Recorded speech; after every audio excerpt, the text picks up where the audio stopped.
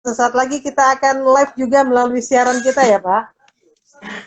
Kok nggak begitu jelas ya suaranya ya? Bisa jelas Pak suara saya Pak? Kita coba ya Pak ya. Baik rekan dokter, seperti yang sudah kami informasikan sebelumnya bahwa pagi hari ini kita juga mau ngobrol santai bersama dengan Bapak Ali Masun. Beliau ini adalah Ketua Asosiasi Pedagang Kaki Lima Indonesia. Yang ingin kami mintai tanggapannya tentang bagaimana sih kondisi para pedagang kaki lima di era PPKM darurat ini. Sudah tersambung melalui akun Instagram kami, Pak Ali Masun. Assalamualaikum Bapak. Waalaikumsalam warahmatullahi wabarakatuh. Kabar Salam sehat sejahtera ya untuk Pak? semua. Sehat, alhamdulillah. Iya. Suara saya Pak, dengar, Mbak iya, Siva? terdengar dengan jelas suara Bapak di sini, Bapak. Iya, Pak Ali, kita ingin meminta tanggapan dari Pak Ali Maskun terkait dengan kondisi para pedagang kaki lima di era pemberlakuan PPKM darurat yang dilakukan oleh pemerintah beberapa waktu lalu, Pak.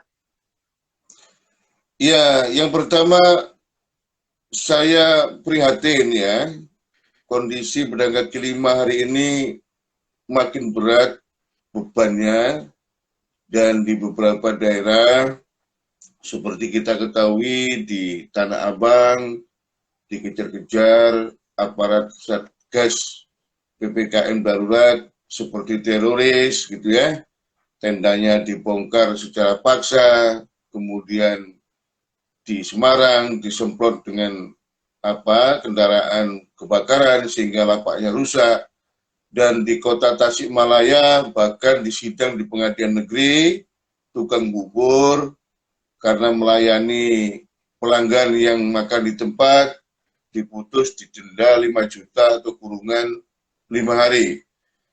Oleh karena itu kami sangat prihatin tatkala 1 tahun 3 bulan kawan-kawan ini sudah mengalami sebuah keterbatasan dan kesulitan akibat corona dan savingnya sudah habis. Hari ini tanggal 3 sampai 20 Juli 2021 harus mengalami sebuah kenyataan yang menurut saya paling berat dalam perjalanan 1 tahun 3 bulan ini, dan ini saya anggap sebagai ambang lampu merah ekonomi rakyat. Saya tidak ingin ya di tengah rakyat yang semakin berat beban hidupnya, kemiskinan dan ancaman kelaparan yang semakin meluas, tindakan pemerintah yang represif, yang sangat tidak adil dan tidak manusiawi kepada PKI dan pelaku ekonomi rakyat ini menimbulkan sebuah gejolak sosial yang pada ujung dan akhirnya sulit untuk dikendalikan. Oleh karena itu, melalui kesempatan yang mulia ini, melalui Radio Data, saya minta kepada Presiden Joko Widodo untuk mengevaluasi pelaksanaan PPKM darurat COVID-19 di lapangan untuk tidak represif, untuk tidak menakut-nakuti rakyat, dan memvonis rakyat dengan sangat tidak adil, sangat tidak manusiawi, harus dilakukan secara humanis, arif, bijaksana, dan persuasif. Sebagaimana kebijakan lainnya, seharusnya kebijakan PPKM darurat COVID-19 Jawa dan Bali ini, pemerintah melakukan sosialisasi yang masif, kemudian dilaksanakan. Kalau ada yang melanggar, saya sepakat dengan apa yang terjadi di Jawa Tengah, ada 800 pedagang kaki lima yang terjaring operasi justisia, namun hanya diingatkan, kemudian diberi contoh, kalau ada kerumunan, kerumunannya yang dibubarkan, tapi pedagangnya tetap berjualan. Begitu, Mbak Siva. Oke. Nah, Pak, tadi menarik. Ambang lampu merah. Nah, dengan kondisi seperti ini, apa yang masih membuat teman-teman PKL bisa bertahan di tengah kondisi pandemi yang mungkin sudah 2 tahun kita lalui, Pak Ali? Jadi, saya menganggap kondisi hari ini, tatkala PPKM darurat COVID-19 berlaku sampai tanggal 20, bahkan kemarin diumumkan oleh Menko Perekonomian Erlangga Hartarto sebagai Ketua PPKM COVID-19 luar Jawa, luar Jawa Bali, maksud saya ada 15 kabupaten kota yang masuk PPKM darurat di luar Jawa dan Bali, karena selama 1 tahun 3 bulan, pedagang kaki lima, pelaku ekonomi rakyat kecil yang lain, nelayan, home industri, ojek, sopir, dan yang lainnya, itu sudah mengalami sebuah kenyataan lebih dari 50% gulung tikar, Mbak Siva. Ya, itu pun pada kondisi mereka memiliki daya tahan ekonomi day to day atau hari per hari. Oleh karena itu, tatkala 17 hari ini terbatasi atau tidak bisa mengalir ekonomi, maka mereka masuk dalam ambang batas lampu merah. Kalau ini tidak ada solusi dari pemerintah, saya hanya khawatir lebih dari 70% usaha mikro kecil menengah di Indonesia gulung tikar, dan itu risikonya sangat berat. Kemudian kedua, untuk bisa bertahan, tentunya kawan-kawan sudah punya pengalaman 1 tahun 3 bulan, mereka juga berinisiatif untuk membangun basis komunitas yang terkecil di daerahnya masing-masing melalui sebuah pemasaran digital, bukan digital yang canggih seperti yang lain, namun cukup dengan basis komunitas terendah, terkecil melalui WhatsApp, melalui Instagram atau Facebook, sehingga mereka bisa mendapatkan sebuah pasar baru, walaupun itu besarannya hanya 10-20%, Mbak Siva. Kemudian yang kedua, kita dorong kawan-kawan ini untuk melakukan gerakan dari, oleh, dan untuk rakyat, melakukan komunikasi intensif dengan para tetangga, dengan teman-teman sendiri, baik itu di lingkungan sekolah, di lingkungan RT RW, atau di lingkungan yang paling kecil, sehingga kita harapkan melalui adanya keterbatasan ini, gerakan beli di toko, warung tetangga sendiri, gerakan jajan di kuliner tetangga dan rakyat sendiri bisa tumbuh kembali sebagai khazanah kebudayaan luhur bangsa kita, dan itu bisa mendukung menjadi sebuah base community, teritori terkecil di teman-teman pedagang kaki lima, warung kelontong, dan yang lainnya, sehingga ekonomi ini akan berjalan dengan baik, minimal bertahan. Bertahan itu artinya walaupun keuntungan omsetnya turun, tapi overhead cost-nya tidak melebihi daripada pendapatan per hari. Artinya masih ada untung begitu. Sehingga tidak banyak yang ter-PHK dan tidak kehilangan mata pencarian. Namun Mbak Siva, ini saya sampaikan bahwa hanya 5% di masa pandemi ini yang UMKM bisa berkembang. Hanya 15% yang bisa bertahan. Oleh karena itu kami khawatir dengan PPKM darurat yang diberlakukan represif, walaupun di situ ditera sampai jam 8 malam boleh berjualan, namun kenyataannya di lapangan adalah ditutup, bahkan banyak yang dibawa oleh aparat Satgas PPKM, baik itu dagangannya maupun lapaknya, Mbak Siva. Oleh karena itu, saya sebagai Ketua Umum Asosiasi Pedagang Kaki Lima Indonesia dan Presiden Komergam Bakti Nusantara selalu mendorong pedagang kaki lima ini untuk tetap optimis, move on, tetap berjualan sesuai dengan tata aturan. Tata aturan itu hari ini adalah PPKM darurat COVID-19 hanya diperbolehkan sampai jam 20, tidak boleh makan di tempat, pakai masker, sediakan hand sanitizer, sabun cuci tangan di lapak, dan segera melakukan vaksinasi COVID-19. Kemudian selalu saya dorong untuk memaksimalkan teknologi digital, membangun sebuah basis komunitas terkecil dengan tetangga sendiri, teman sendiri, kelompok pengajian, teman sekolah, lingkungan-lingkungan terbatas, Karang Taruna, RT, RW, dan sebagainya. Karena ke depan ini menjadi sebuah oportunitas tersendiri.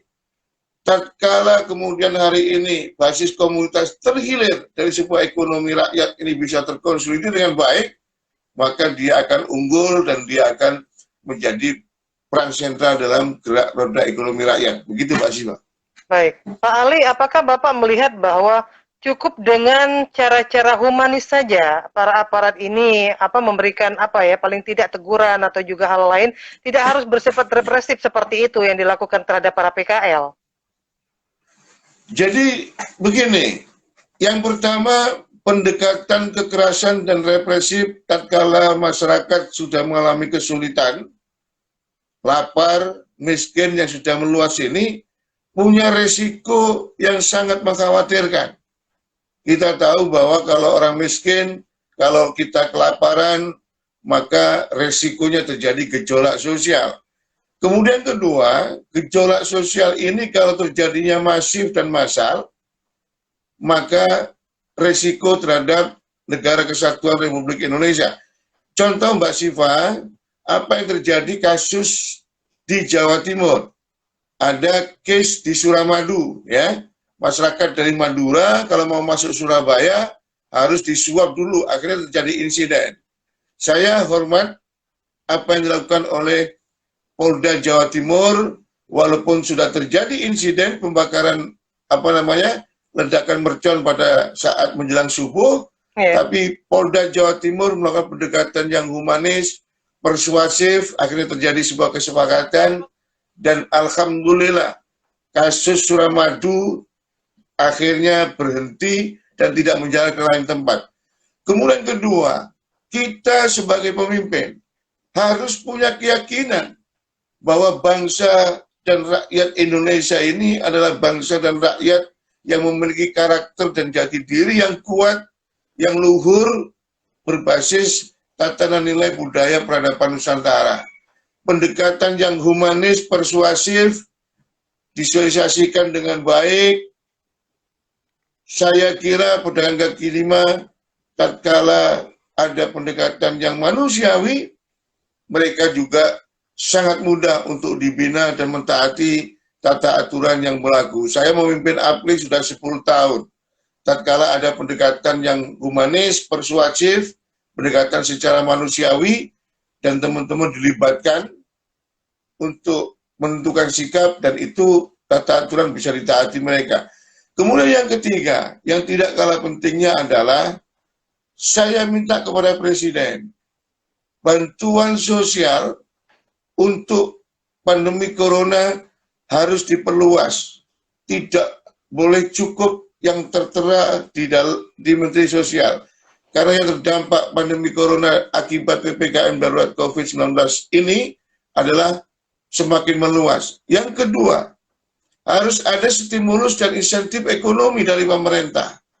Minimal akses untuk permodalan dipermudah, diperlonggar dengan BI checking yang diputihkan, kemudian beban bunga rakyat yang selama pandemi ini tertunggak bisa diputihkan oleh pemerintah. Saya juga minta kepada Presiden untuk memberlakukan kembali relaksasi kredit leasing kendaraan roda 2 dan roda 4. Mbak Siva, tanggal 6 Juli kemarin di Jakarta Pusat, ada ratusan pengemudi ojek online menggeruduk tempat debt collector dan akan terjadi berhadapan-hadapan antara rakyat kita sendiri. Ini juga harus diperhatikan oleh pemerintah, dan saya dapat keluhan dari seluruh tanah air bahwa pengemudi ojek pun, ojol juga mengalami sebuah realitas yang sangat berat menghadapi PPKM darurat COVID ini. Saya ini dokter ahli kekebalan tubuh, saya tidak anti terhadap penyelamatan jiwa dan kesehatan rakyat dan bangsa Indonesia. Namun, tatkala kondisi ini kemudian dilakukan secara represif, kemudian rakyat semakin hari semakin meluas, yang miskin dan terancam kelaparan, yang terjadi adalah pandemi ini akan kita alami semakin berat, semakin lama, dan vaksinasi walaupun dipercepat, karena gizi rakyat tidak terjamin memadai, maka tidak akan berjalan maksimal. Harapan saya adalah pemerintah tidak represif, humanis, pedagang kaki lima dan pelaku ekonomi rakyat taat aturan dan segera dipercepat vaksinasi COVID-19. Karena sampai hari ini baru 30 juta Mbak Siva. Masih 151 juta lagi penduduk Indonesia yang harus divaksin. Itu pun butuh waktu yang cukup panjang. Oleh karena itu saya minta kepada pemerintah melakukan percepatan vaksinasi. Vaksinasi COVID-19 sampai 70% dari penduduk Indonesia yang tervaksin atau 181 juta. Itu pun masih dibutuhkan tetap harus taat protokol kesehatan. Karena vaksin COVID-19 ini tidak memberikan perlindungan secara totalitas. Memberikan perlindungan minimal. Kita kalau sudah divaksin, gejalanya ringan, tidak sampai terjadi penyakit yang berat, bahkan fatal, begitu Mbak Siva. Baik. Pak Ali, terima kasih. Waktunya sudah berbincang bersama Dakta, Bapak. Ya, terima kasih kembali. Salam sehat selalu, tetap optimis. Insya Allah, kebangkitan ekonomi rakyat, kebangkitan bangsa dan negeri ini, sebentar lagi kita alami bersama. Amin. Assalamualaikum warahmatullahi wabarakatuh. Waalaikumsalam warahmatullahi wabarakatuh.